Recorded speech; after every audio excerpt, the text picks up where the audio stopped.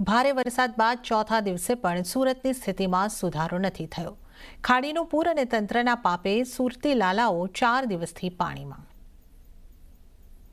પૂરે સુરતને 4 દિવસમાં પાયમાલ કરી નાખ્યું છે। સુરતી લાલાઓ છેલ્લા 4 દિવસથી ગળાડૂબ પાણીમાં જીવન પસાર કરી રહ્યા છે।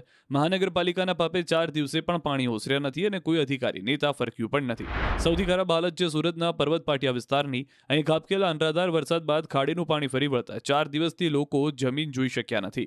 ઘોડાદરાથી પર્વત પાટિયા તરફ જવાના માર્ગ પાણીમાં ગરકાવ છે। એક સમય અહીં પૂરપાટ દોડતા વાહનોની રફતાર પાણીએ થંભાવી દીધી છે। રોડ પર અડધા વ્હીકલ ડૂબી જાય એટલા પાણી ભરાતા લોકો પરેશાન છે।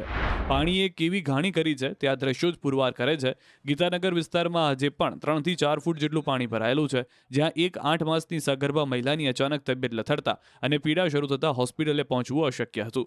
ચારે બાજુ પાણી ભરાયેલા હોવાથી પરિવાર ચિંતિત બન્યો, એટલે તંત્રને જાણ કરાઈ હતી। 3 થી 4 ફૂટ ઊંડા પાણીમાં બોટ મારફતે પહોંચીને જવાનોએ અત્યંત સાવચેતીપૂર્વક ગૌરીબેનને બોટમાં બેસાડ્યા। ગૌરીબેન શર્માને સુરક્ષિત રીતે પર્વત પાટિયાની શ્રીજી હોસ્પિટલ પહોંચાડ્યા। ગીતાનગરમાં તો સ્થિતિ એવી છે કે અહીંના લોકોનું જીવન ટ્રેક્ટર પર જ પસાર થઈ રહ્યું છે।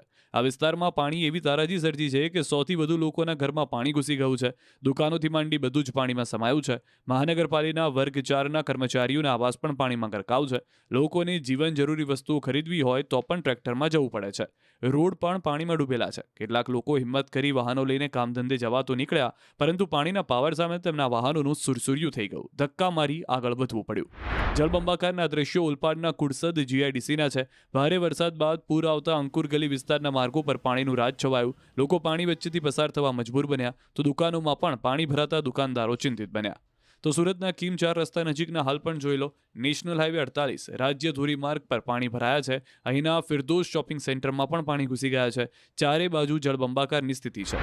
સુરત ગ્રામ્યમાં નીચાણવાળા વિસ્તારોમાં પણ બેટમાં ફેરવાયેલા દ્રશ્યો જોવા મળ્યા। કિમ માંડવી સ્ટેટ હાઈવે 65 પર વરસાદી પાણી ભરાતા વાહન ચાલકો પરેશાન થયા। કિમ 4 રસ્તા નજીક સ્ટેટ હાઈવે પર પણ પાણી ભરાતા લોકો અટવાયા હતા।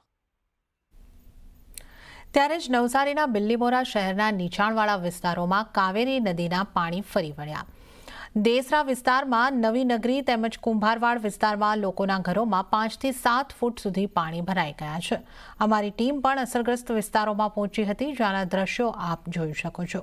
લોકોના ઘર પાણીમાં ડૂબી ગયા છે। અહીં ઘર ખાલી ભાસી રહ્યા છે અને નદીના પાણી ઘરોમાં ફરી વળતા લોકો પોતાના ઘરમાંથી બહાર નીકળી ગયા છે।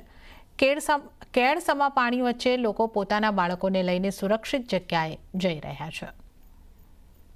દ્રશ્ય છે એ બિલ્લીમોરા શહેરના દેસરા વિસ્તારના નવી નગરી જે છે એ ત્યાંનો વિસ્તાર છે અને આ જે હાલ દ્રશ્ય દેખાઈ રહ્યા છે એ પ્રમાણે કે આ જે વિસ્તારમાં જે છે ઘરો જે છે અંદાજો લગાવી શકાય કે અંદાજિત 5 થી 7 ફૂટ જેટલા પાણી આ વિસ્તારમાં ભરાઈ ચૂક્યા છે। લોકોનો ઘર જે છે એ ઘરોમાં પણ 5 થી 7 ફૂટ જેટલા પાણી હાલ ભરાઈ જતા લોકોને સ્થળાંતર થવાની ફરજ પડી છે।